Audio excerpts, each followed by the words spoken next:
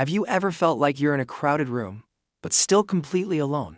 Or maybe you're sitting by yourself, and a deep, heavy feeling of isolation just washes over you. If that sounds familiar, you're not alone in feeling this way.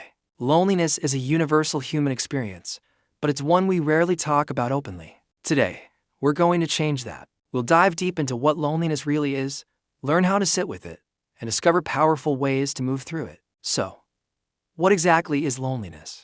It's not just about being physically alone. You can be surrounded by people and still feel profoundly lonely. Loneliness is the gap between the social connections you want and the ones you actually have. It's a feeling, a subjective experience that tells you something is missing in your social life. Think of it as a signal, like hunger or thirst, pointing to a fundamental human need that isn't being met, the need for connection. Let's be clear.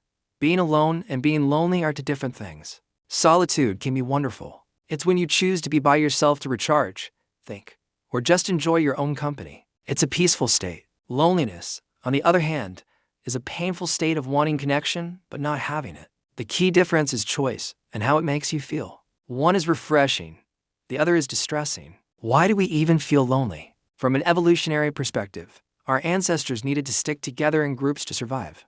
Being isolated was dangerous. So, our brains developed this loneliness alarm to push us back towards the tribe. It's a biological mechanism designed for survival. In today's world, that alarm still goes off, even if we're not facing a saber-toothed tiger. It's just our brain's way of saying, hey, we need our people. Loneliness can really take a toll on us, both mentally and physically. Studies have shown that chronic loneliness can be as harmful to our health as smoking 15 cigarettes a day. It can increase the risk of depression, anxiety, and sleep problems. It can even impact our immune system. This isn't to scare you, but to validate your feelings. If you feel bad when you're lonely, it's because your body and mind are genuinely under stress. One of the sneakiest things about loneliness is the negative thought spiral it creates. You might start thinking, no one likes me, or I'm always going to be alone. These thoughts make you feel worse, which can make you withdraw even more from others. This creates a vicious cycle where the loneliness feeds itself, making it harder and harder to break free.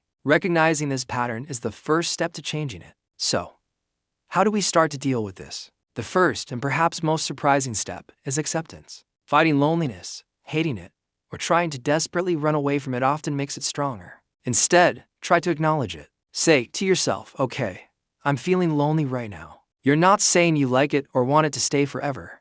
You're just observing the feeling without judgment, like noticing a cloud in the sky. This brings us to mindfulness. When that wave of loneliness hits, instead of immediately grabbing your phone or turning on the TV, just sit with the feeling for a moment. Where do you feel it in your body? Is it a tightness in your chest? An emptiness in your stomach?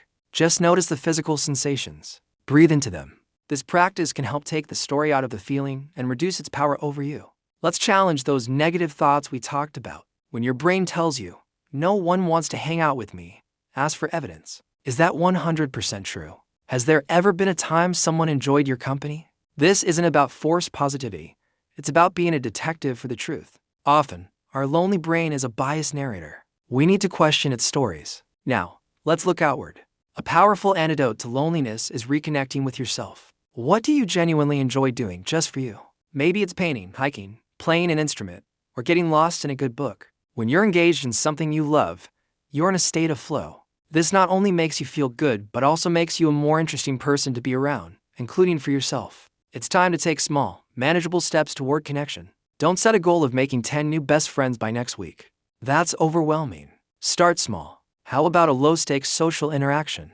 Maybe compliment the barista on their latte art, or ask the person at the dog park about their puppy. These tiny moments of positive connection can start to rewire your brain and build social confidence. Think about the quality of your connections, not just the quantity. Having one or two people you can be truly yourself with is far more valuable than having 100 acquaintances. Who in your life makes you feel seen and heard?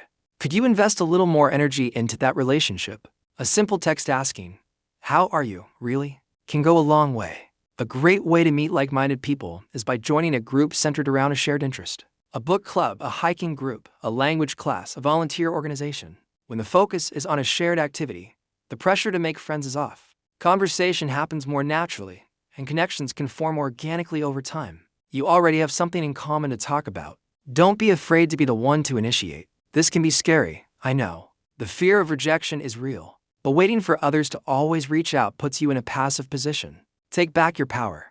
Invite a coworker for coffee. Suggest a walk with a neighbor. Even if they say no, it's not a reflection of your worth. They might just be busy. The act of trying is a victory in itself. Another powerful strategy is to shift your focus from getting to giving.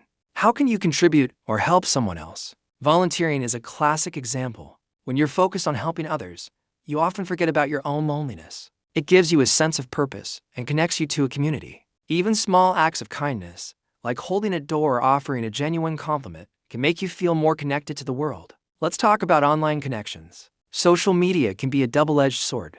Mindlessly scrolling through everyone's highlight reels can make you feel more isolated. But used intentionally, it can be a tool for connection. Join groups for your hobbies, engage in meaningful conversations, and use it as a bridge to arrange real-life meetups. Don't let it become a substitute for face-to-face interaction. Embrace vulnerability. This is a big one. True connection happens when we let people see the real us, imperfections and all. It's scary to open up, but it's how we build trust and intimacy. You don't have to share your deepest secrets on the first meeting, but try sharing a small, genuine thought or feeling. When someone responds with empathy, that's where the magic of connection begins. Remember to be patient and kind to yourself throughout this process. Building meaningful connections takes time. There will be good days and bad days. Some attempts will work out and some won't. That's all part of it. Celebrate the small wins, and don't beat yourself up over the setbacks. You are learning a skill, and just like any skill, it takes practice. Finally, if your loneliness feels overwhelming and persistent, and it's severely impacting your daily life, please consider seeking professional help. A therapist can provide you with tools and support tailored to your specific situation. There is no shame in asking for help. It's a sign of strength. Overcoming loneliness is a journey, not a destination. It's about building a life rich with connection to yourself, to others, and to the world around you. It starts with understanding that your feelings are valid, accepting them without judgment, and then taking small, consistent actions to create the connections you deserve. You have the power to change your story. Thanks for watching, and don't forget to take care of yourself.